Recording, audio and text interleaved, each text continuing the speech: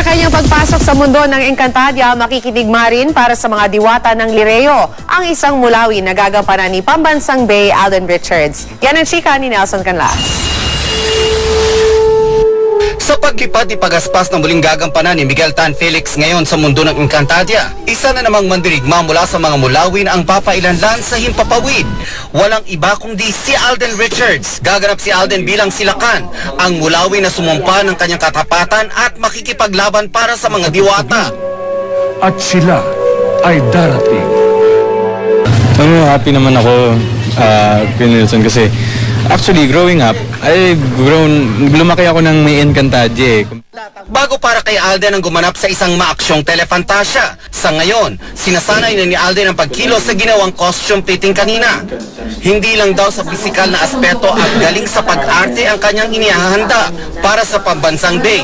Isang malaking hamon ito na dapat niyang pagbutihin para sa kanyang mga tagahanga. Diet kasi syempre yung costume, di naman ganun para pag sinukatan tayo, slim na slim.